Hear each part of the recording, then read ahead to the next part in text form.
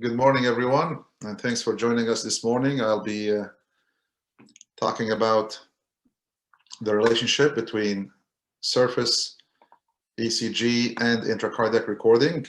We'll be discussing basic EP concepts over the next few sessions, and the session today would be part one, again, focusing on surface ECG and its relationship to intracardiac recording.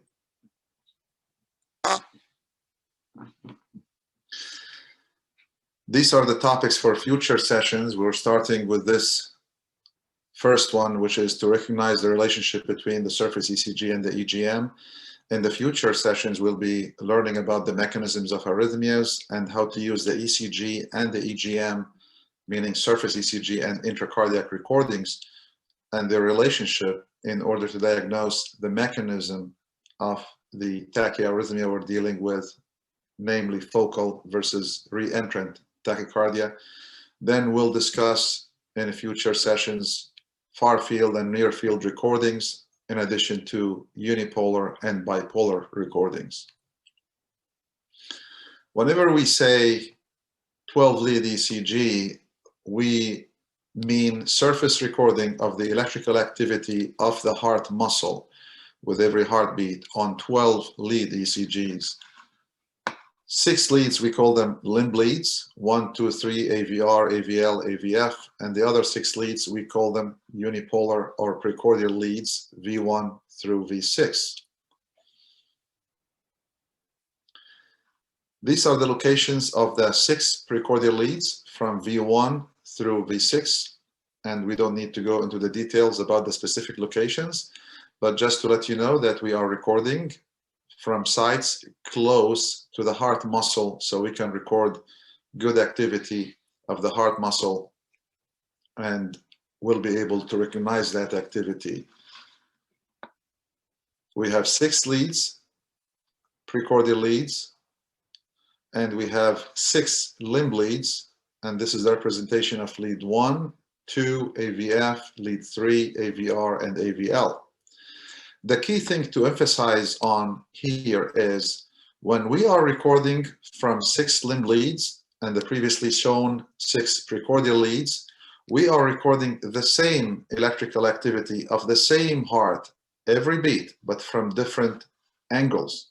Like you're looking at the same vector with a camera or with an eye from different angles. So we can have a better evaluation of that vector. So in this case, we have 6 limb leads looking at the same vector from different angles, giving us, in this case, different QRS amplitude. Not because we are looking at different beats or different hearts, but because we are looking at the same activity from different angle. And this is just to represent that. This is the heart we're looking at. If you look at this same heart from this angle from AVL, it would look like this. From AVR, it would look like this. From the bottom up from AVF, it would look like this. From lead 2 and 3, depending on the angle, you're looking at the same heart. It gives you different projection and different view. So this is again to emphasize that 12-lead ECGs are different because each lead is at a different angle and different point of view. So ECG or electrocardiogram is simply an electrical activity of the heart recorded from the surface of the body. And the heart as a muscle, we can think of it as 2 muscle masses. The top muscle mass, we call it the atrial myocardium, and the bottom muscle mass, we call it ventricular myocardium. Atrial myocardium, you have right atrium and left atrium. Ventricular myocardium, right ventricle and left ventricle. Note here that the atrial myocardial mass is much smaller than the bottom or the ventricular myocardial mass. Number one, the top chambers are thinner because they are dealing with lower pressure, and the whole purpose for them is to receive the blood passively from the lungs on the left atrium and from the rest of the body in the case of the right atrium, then just simply push the blood with atrial contraction across the mitral valve on the left and across the tricuspid valve on the right to the ventricles, and the gravity is helping. So you're really not dealing with high pressure. That's why this muscle does not get much thicker. Think of yourself exercising with few pounds versus with 100 pounds. The muscle grows bigger and larger if you are exercising with high pressure. So the atrial myocardium is thinner and smaller. The ventricular myocardium is thicker.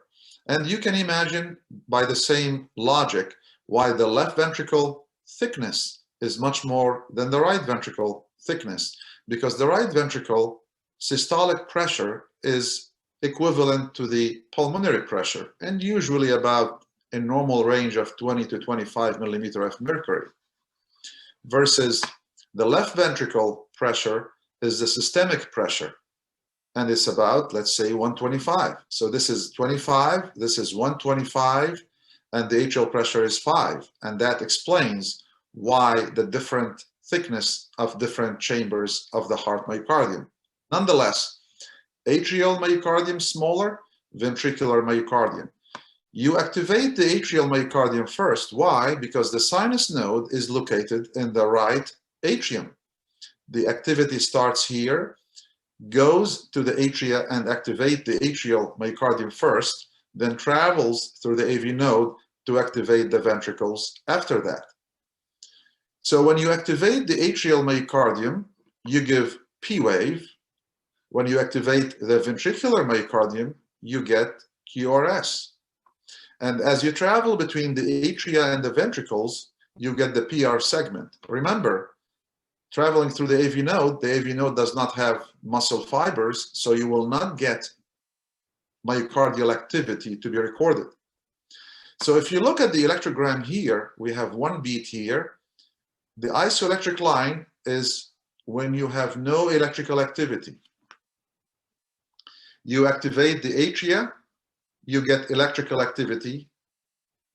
You go to the ventricles and activate the ventricles, you get another electrical activity. And as we discussed, because you have larger muscle mass in the ventricles, so the deflection or the electrical activity or the amplitude of that electrical activity is expected to be larger than the atrial electrical activity. And as you travel between the atria and the ventricles, you're going through simple channel conducting that electrical activity, and you don't activate any myocardium. And that's why you go back to baseline. And that's how we can simplify the electrical cycle or activating the atrial and ventricular myocardium with every heartbeat. Now let's study the relationship between the surface ECG and intracardiac recording. This is the heart. This is the atrium, the right ventricle, left atrium, and this appendage here, and this is the right ventricle outflow tract, and this is the pulmonic valve. If you look at the surface ECG, it's easy to recognize that this is a P wave and this is a QRS. If we bring a catheter inside the heart, that's why we call it intracardiac, to record from the right atrium, intracardiac recording from the right atrium, you will get electrical activity from the point of contact between the tip of that catheter and the atrial myocardium next to it. If we put a catheter in the right ventricle, you will record the ventricular activity at the tip of that catheter in contact with the myocardium in the right ventricle. Then we all know that we put another catheter in between the atria and the ventricles, namely in His bundle position, to record from there. And what would you record? Well, if you think of each chamber as a room, so you have top room, bottom room, and the valve as a door. If you are standing at that door, you'll be able to see the activity on this chamber and the activity in this chamber or in this room. So the best place to stand in to be able to see both rooms is at the door. When you are standing at the door, you will record activity from the ventricle here, activity from the atrium here, and activity of the electrical wire itself or His bundle itself, and that's in the middle. If we put a catheter, in this case coming through the superior vena cava through IJ, usually into the coronary sinus, and just a reminder, the coronary sinus is the vein that drains the blood from the coronary arteries, come back in the venous branches and drains into the right atrium. So if we go within the coronary sinus, that coronary sinus is located within the AV groove between the left atrium and the left ventricle. Again, you are parallel kind of to the annulus of the mitral valve. So you will get the advantage of seeing the atrial activity on one side and the ventricular activity on the other side. And that's where you see here, atrial activity, ventricular activity. Now, how do we know which is atrial, which is ventricular? In this case, it's easy. I labeled them for you. But even if you don't have the label, or if you have the wrong label, you can still figure it out. How? Look at this. This is the beginning of the P wave. Anything that happens from the beginning to the P wave to the end of the P wave at the same time must be happening in the atrium. So all these signals are atrial signals. Look at the ventricle. You have a QRS. QRS is the activity of both ventricles, and any activity within the ventricle must be falling within that QRS duration. So you start with the QRS there, with the beginning of the QRS. Any activity after it must be ventricular. And see, any activity within the duration of the QRS, in this case, it's ventricular activity. So this is how you figure out which is atrial, which is ventricular. And whenever you see a catheter that records the A and the V at the same time, that means you are somewhere on the annulus, whether the tricuspid annulus or the mitral annulus. And if you record something in between A and V, usually that's something, especially if it's a sharp deflection, that something is usually His bundle recording. Of course, you can have an accessory pathway that you can record, but now we're going with basic EP. Remember, this is basic. I thought a lot about best analogies to make you realize and remember the difference between surface ECG recording and intracardiac recording, and this is what I came up with. Surface ECG is you're looking with your eye from outside at the atrial myocardium and ventricular myocardium as a whole.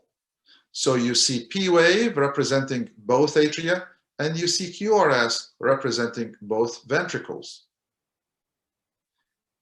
The same thing as if you're looking at two-story building with 2 rooms on the top, like atria, 2 rooms on the bottom. You can tell from looking from a distance which is the top, which is the bottom, no problem at all. But if you are recording from within the heart chamber, you are swimming in that chamber, and your contact point with that chamber myocardium will record only that part and will not be able to differentiate if you are in the atrium or the ventricle, just relying on the signal you're recording. Just like if you are inside that house in one of the rooms and you're looking at the walls, just by looking from inside the house in one of these 4 rooms, looking at the walls, you cannot tell if you are on the 2nd floor or the 1st floor or which room you are in. Unless you look out of the window and you have a reference point, look what's room next to you, are you on the 1st floor or 2nd floor? But just being inside the room, you cannot tell which room you are in. Another analogy I came up with for intracardiac, which is seeing from within,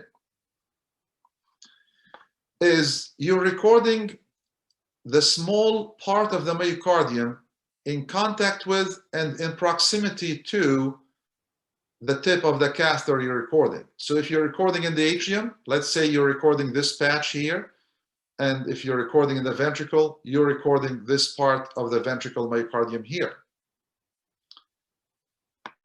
If you're looking at the scrubs, if you're looking from a distance, you can tell this is the top, very easy to tell, and this is the bottom, very easy to tell.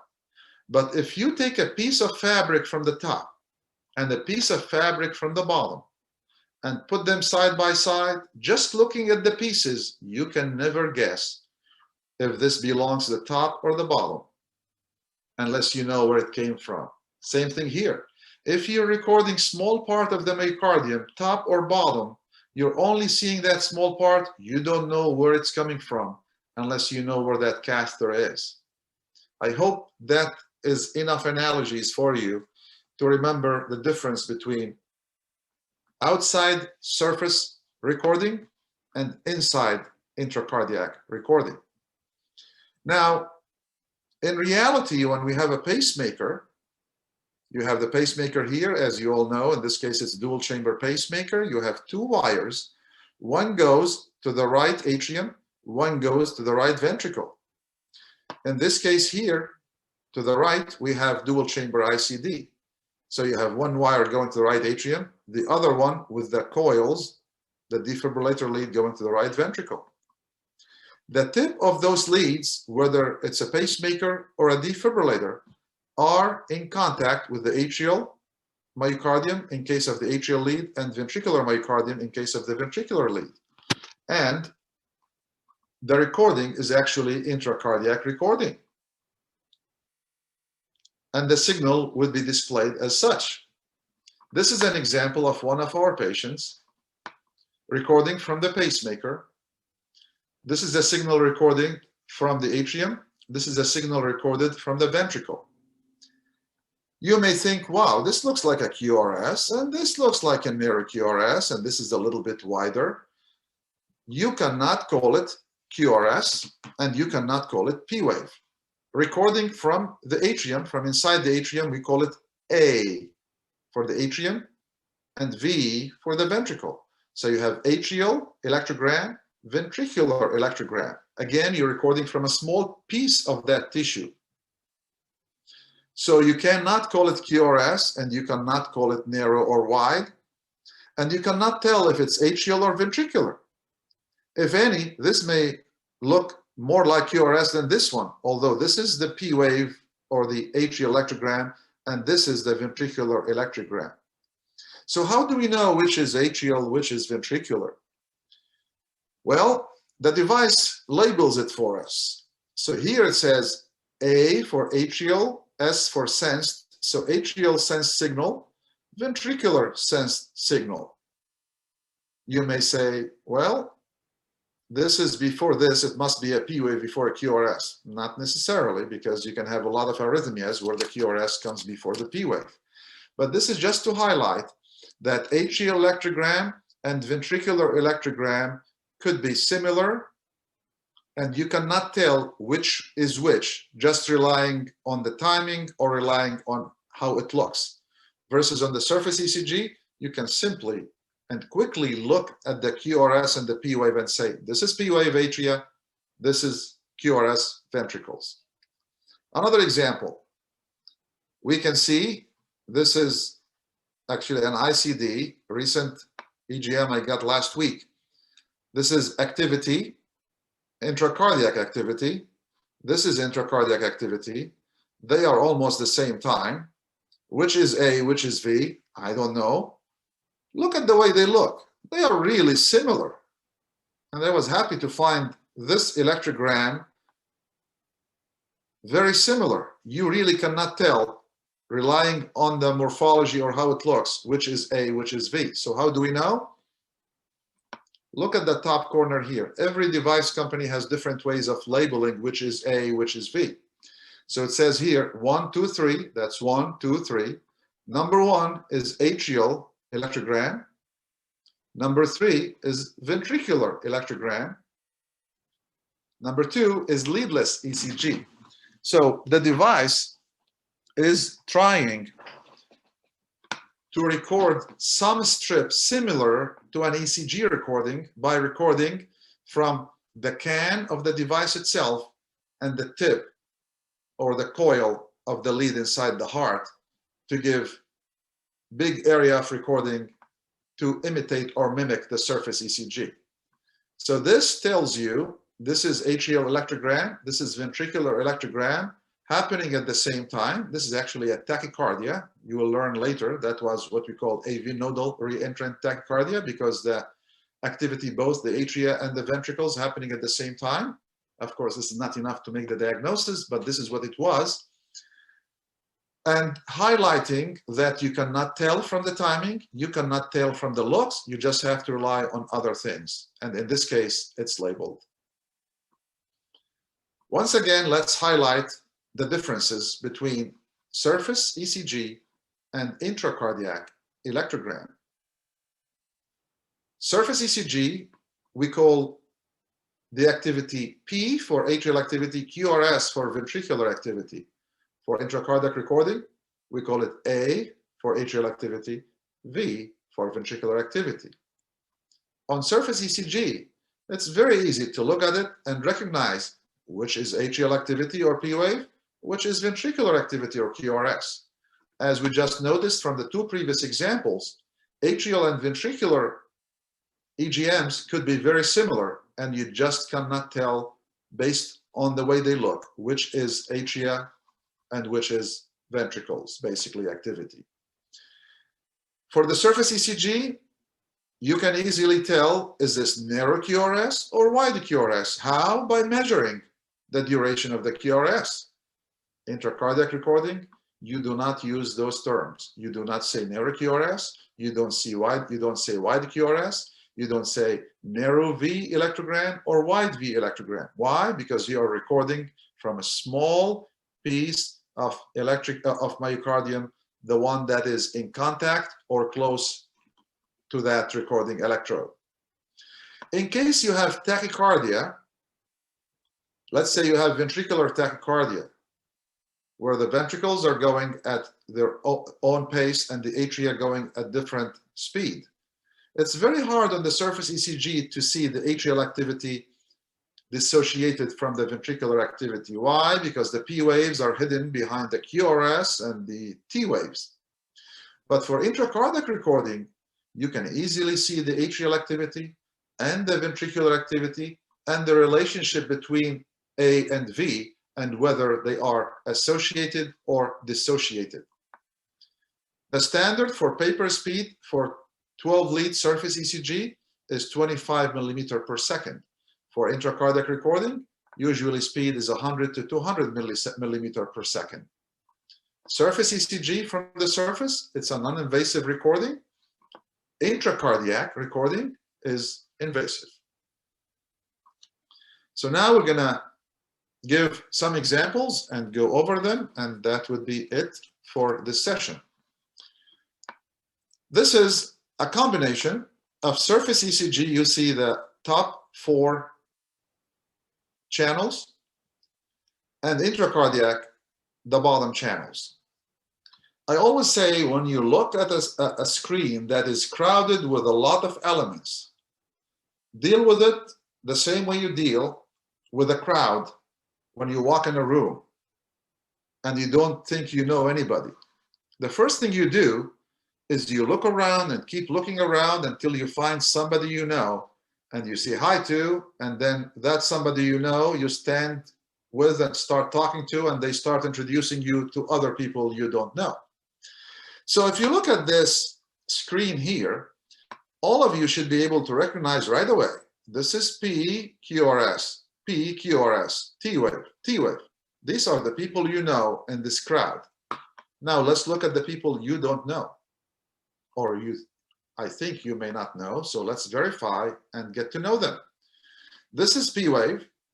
We have electrogram. This is intracardiac electrogram here, happening at the same time as the P wave. And every time it happens at the same time as the P wave. So this is atrial electrogram, and the catheter that's recording it must be in the atrium. Can you tell if it's right atrium or left atrium? No. You may look here and it says high right atrium distal, high right atrium proximal. We labeled that, so if we trust our labeling and we trust that the catheter did not go on the left side, yes, this is right atrium. But regardless of the labeling, we know by looking, this is atrial EGM, period, 100%. Look at the QRS and see. There is a signal that happens every time this QRS happens. This signal only happens at the time of the QRS. So this is a ventricular EGM recorded by a catheter inside the ventricle, in this case, the right ventricle. Look at this pink signal.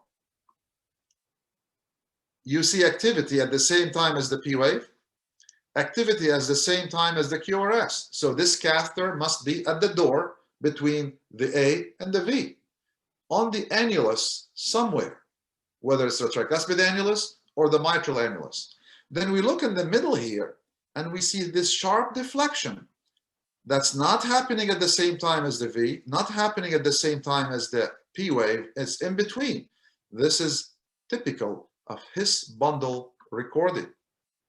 So when you are on the annulus and recording His, this is basically on the medial side of the tricuspid annulus, and this is a His bundle catheter.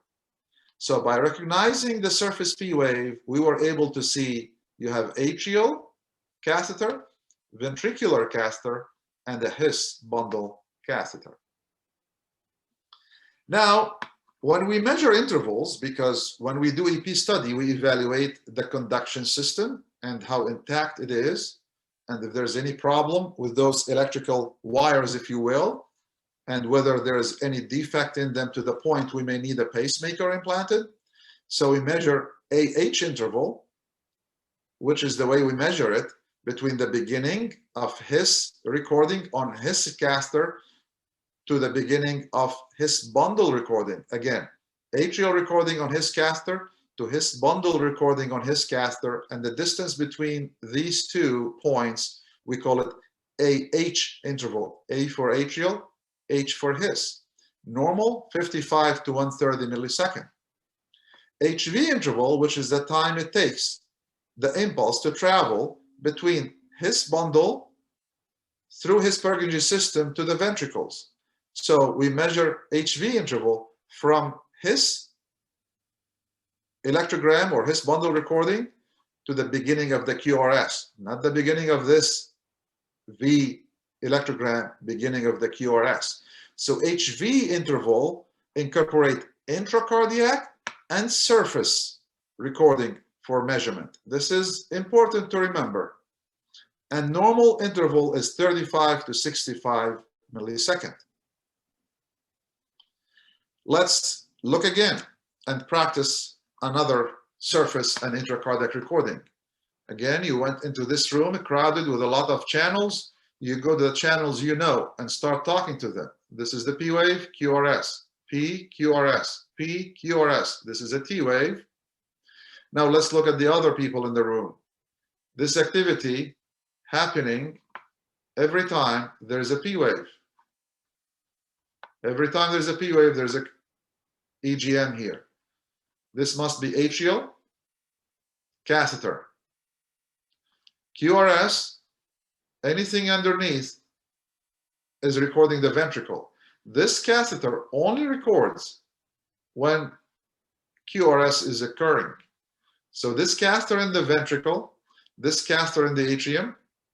Let's look at this catheter, recording atrium and ventricle. Atrial electrogram, ventricular electrogram. So this must be at the door between the atrium and the ventricle, and that could be anywhere, anywhere on the tricuspid annulus on the right or the mitral annulus on the left, or within the coronary sinus, which is along the mitral annulus. This is not a His catheter. Why? Because you don't have that sharp signal in between A and V. That is His catheter. You have atrial recording on one side, ventricular recording on the other side, and in between that sharp signal that does not fall under P or QRS. In between, this is His bundle recording. So how many catheters we have? We have atrial catheter, ventricular catheter, His catheter, and another catheter. In this case, it was within the coronary sinus. Another ECG intracardiac recording. You look at the surface ECG, PQRS, PQRS, PQRS. Look at the speed, it's 100 millimeter per second. And look at the QRS. If we measure this QRS, it's more than 120 millisecond. Look at V1, it's wide QRS and it's negative, so this is left bundle branch block actually. Look at the intracardiac recording. You have A and V. So this could be on the annulus, could be in the right atrial appendage. You see the atrial activity, and like you're standing on the balcony of the right atrium overlooking at the ventricular activity. You have ventricular activity only, and you have this recording. Now we are familiar with this recording. Anytime you see atrial activity under P wave, ventricular activity under QRS, and something sharp in between, that is His bundle recording. And this is at 100 millimeter per second paper speed. If we go at 200 millimeter per second paper speed, now we can measure AH and HV interval. Remember, HV interval is between His bundle recording and surface QRS. In this patient, HV interval, remember the normal up to 65, this was, if I remember correctly, about 90 to 100 millisecond. And this is what happened in this patient. This was literally the fastest EP study we did. This patient was in her 70s and was having episodes of syncope. And she has left bundle branch block. That means the electrical signal travels between the atria to the ventricles through the right bundle. And if the right bundle stops working, you end up with a pause and syncope. So we were testing the integrity of the AV conduction system. You see the atrial activity, ventricular activity, atrial lead, atrial catheter, ventricular catheter, and this is His catheter. Same thing here. What do we see here? Artifact. This is pacing artifact. You have a spike, and after the spike, you have P wave. You don't have a QRS. So the chamber that's activated after the spike tells us if that stimulation is located in the atrium in case the spike is followed by a P wave, or in the ventricle in case it's followed by a QRS. In this case, the spike is followed by a P wave, so you are pacing from the atrial lead, and you can see this artifact typical of the chamber you are pacing from. So we're pacing in the atrium, we captured the atrium, but we did not go to the ventricle because there's no QRS. We paced the atrium, we captured the atrium because there is atrial electrogram here, but there's no QRS. Immediately with the first burst of pacing, we blocked. And if we look at the level of the block, you have an A, and there is that spike for His bundle recording. So you went through the AV node to His bundle recording, but below His, you stopped. That's what you call Infra-Hisian Block. You blocked below His. And that's the kind of block that is significant, and that's the kind of block you need to place a pacemaker whenever you see it. So this, by recording from inside the heart, you know the level of the block. If you just look at the surface ECG, once again, you don't know the level of the block. All you know, you're pacing the atrium, you're getting a P wave, and somewhere between the P and the QRS, you have the block. Is it in the AV node? Is it above His? Is it below His? You don't know. But when you record from inside the heart, that's where more detailed information becomes readily available. Let's look here. Again, always start with the people you know, with the surface ECG. Well, it's very easy to see. QRSs, fine. And you see artifacts. This is what you call pacing artifact. So you have a spike, then you have a QRS, spike, QRS. That means you're pacing the ventricle, and your catheter that you're pacing from is within the ventricle. And you can see this is the right ventricle catheter. You have the spike or the artifact of pacing. You're capturing the ventricles. Then you see signal here. That's not happening with the QRS. So this is not a V signal. This is an atrial signal. You see how the atrial signal not related to the QRS? That's what you call AV dissociation. So the P wave is causing atrial activity and the spike causing ventricular activity, and both are not related to each other. But look what happens here. Atrial activity happens, travels down the AV node, you can record His, then keep going to the ventricle, and as it hits the ventricle, you're pacing the ventricle. So the ventricles are activated by both, a wave that's coming down from the top to the bottom through the AV node, and pacing from the ventricle itself. And if you look at this QRS, especially in this lead V6, you can see this QRS is different than this purely paced QRS. Why? Because it's what we call a fusion beat. Look at this lead here in orange, lead 2. This is paced, this is paced. This is a combination of paced and intrinsic QRS through AV nodal activation. So the ventricles are activated by both ways, by activity that's coming through the AV node and activity through ventricular pacing. And that's why the QRS is different, and that's what we call fusion beat. And this is another kind of fusion beat. See, atrial activity, His bundle recording. As the activity keeps traveling down to the ventricle, you have the pacing spike, and you activate part of the ventricles by pacing and part of the ventricles by intrinsic conduction. And that's why the QRS here looks different than this, looks different than this, because of varying degree of fusion. This is just an example of what we call fusion beats, where the ventricles are activated by two different means. In this case, through intrinsic conduction down the AV node and through pacing.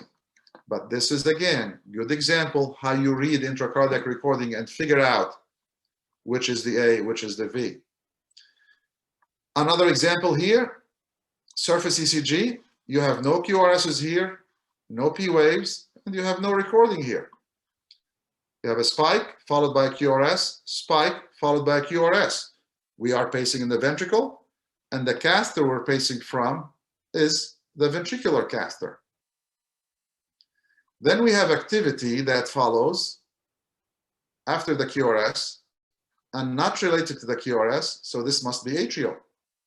So you pace the ventricle, you go up the AV node, activate the atria. Pace the ventricle, capture the ventricles, and you give QRS, go up the AV node, activate the atria. What is this? This is going through the AV node to His bundle, you record His, then you go to the A. So His bundle, you can record it if you're going down His or if you're going up His.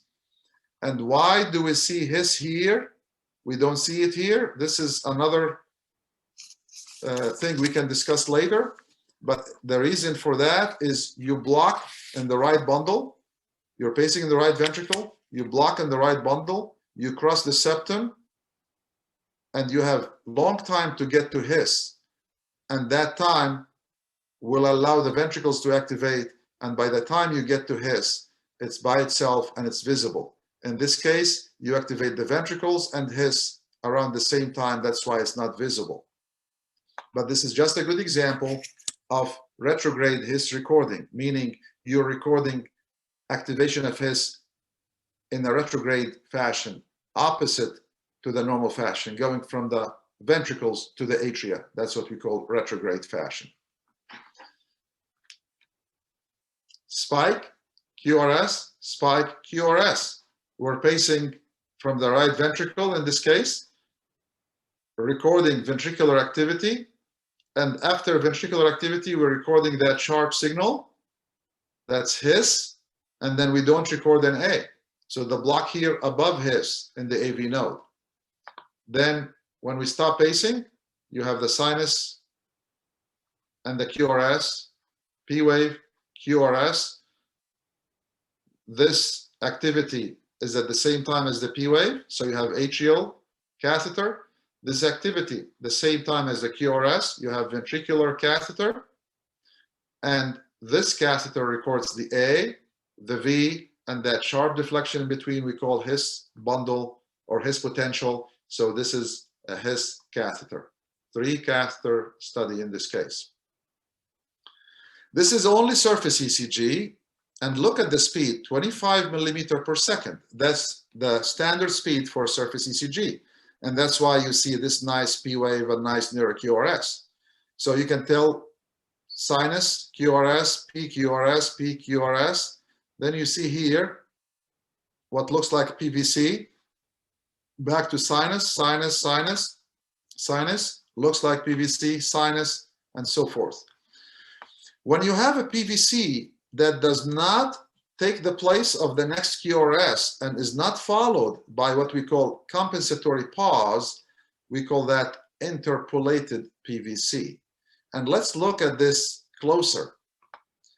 PQRS, see this PQRS, the PR interval? PR interval is short, normal, and the same. Look at this PR interval, is longer. Short PR, or normal PR. Every PR that follows the QRS, it's long. Look at this PR following the QRS, the PVC, it's long. Why is that? Let's look intracardiac. This is the surface P wave, QRS. All this activity is in the atrial zone. So this is atrial catheter. Look how many poles. 1, 2 through 19, 20. And you have activity recorded at the same time as the QRS. So this catheter in this case is a duodec and it's going in the CS, recording A and V, and the proximal part is in the right atrium. This is the same thing here. And this is his catheter. You see A, H, V. A, H, V. This QRS, you only have ventricular activity, no atrial activity. So this is PVC. Look at this AH interval versus this AH interval. This AH interval, which reflects the time it takes the impulse to go through the AV node until it reaches His, is longer. Why? Because this ventricular activity went up and made it to the AV node and rendered it partially refractory and slowed down the conduction. That kind of phenomena we call concealed conduction, we'll learn later on. But I'm just showing you this, that when you see things on the surface, you can't explain, you only know that this PR interval, longer than this PR interval, but you don't know where the level of slowing. Is it above His or below His? By looking intracardiac, you know AH interval is longer than this one. The HV is the same. Just to show you the benefit of looking closer from inside. Another example here, QRSs, tachycardia, PQRS. If we look here, we just learned anything under the QRS is usually ventricular. So this is ventricular, this is ventricular, this is ventricular, this is ventricular. What are we doing here? All the catheters inside the ventricle? Well, let's see again. Go to the person you know and start talking. We all know this is PQRS. Wow, this signal is happening under the P wave. This signal happening under the QRS. So this is in the ventricle, but this is in the atrium. This catheter has two signals, one under the P wave, one under the QRS. This is along the annulus somewhere. In this case, it was in the CS, in the coronary sinus. And this, you have A and V and His potential. So first you thought, wow, it looks like 3, 4 catheters in the same place. Here you have one atrial, one ventricular, one in the coronary sinus, and one His. By just looking at the timing, you don't know if this is an A and V or V. But when you see this is an A, now you know this is an A. Now what tachycardia? You have the V and the A happening at the same time. This is a good example of AV nodal reentrant tachycardia. Again, how do you use intracardiac recording to figure out the timing of the circuit and how it's happening, or the tachycardia? Another example. Look at the surface. QRSs, easy to see. No QRSs. Then some noise here, activity, or whatever it is. We know this activity, there's no QRS above it, so it has to be atrial. All these activities, no QRSs, must be atrial. So this is atrial activity. This is QRSs that went away. It was tachycardia that we stopped with adenosine. There's still atrial activity, but blocked the AV node, so no more QRSs. And as we will learn about adenosine, adenosine can shorten the atrial effective refractory period and precipitate atrial fibrillation and atrial flutter. And this is a good example of atrial fibrillation. So you see the tachycardia terminated by adenosine, the AV node blocked, so you don't see a QRS after the P wave, and then atrial fibrillation develops. And this is another example of atrial fibrillation, where atrial activity all over the place, not related to QRSs. See, you only have 3 QRSs versus you have 20 to 30 atrial electrograms, or electrograms that must be in the atrium because they are not happening with the QRSs. So this is ventricular electrogram, right ventricle, atrial electrograms, right atrial in this case, ventricular electrogram with sharp signal before it, that's His potential, and that's a His catheter.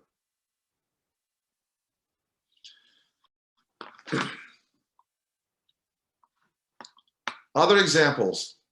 We all know we put catheters inside the heart, one in the atrium, one in the ventricle, one in between, one in the coronary sinus.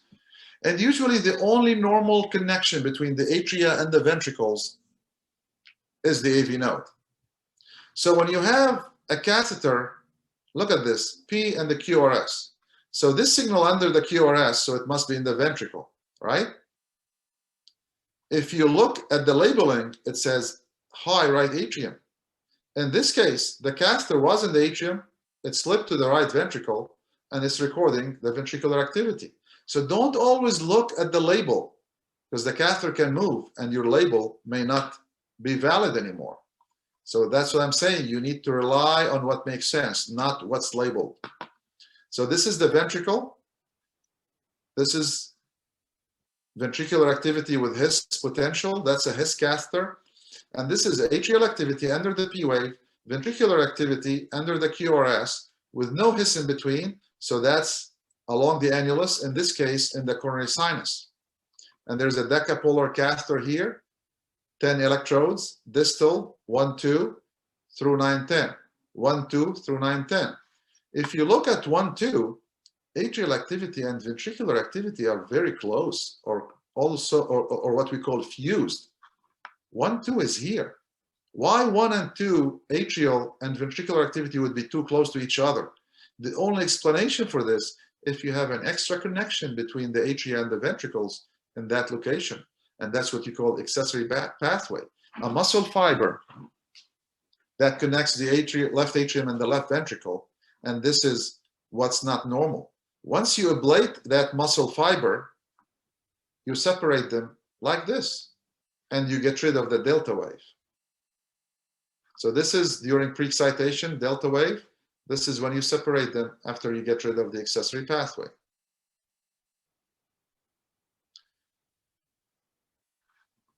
We'll be done soon here. PQRS, PQRS. You have atrial activity because under the P wave. You have His catheter because you have A and V and His potential in between. You have coronary sinus catheter. Why? Because you have A and V and no His in between, and it's decapolar. And you have the ablation catheter here. The same patient, after some ablation, we see the atrial activity split in half. It's not ventricular, it's still under the P wave. split in half, and then the second half disappeared. The original activity here was the activity of the pulmonary vein and the left atrium superimposed. When we ablate and try to dissociate and isolate the pulmonary veins, the signals separate, and then when you completely isolate, the atrial activity of the, or the pulmonary vein activity disappears, and you're left only with the right atrial activity. So these are all examples of different surface and intracardiac recording and their relationship.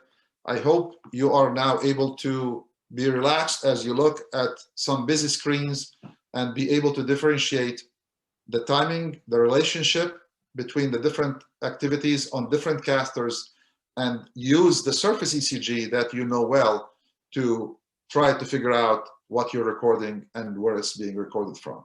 Thank you very much.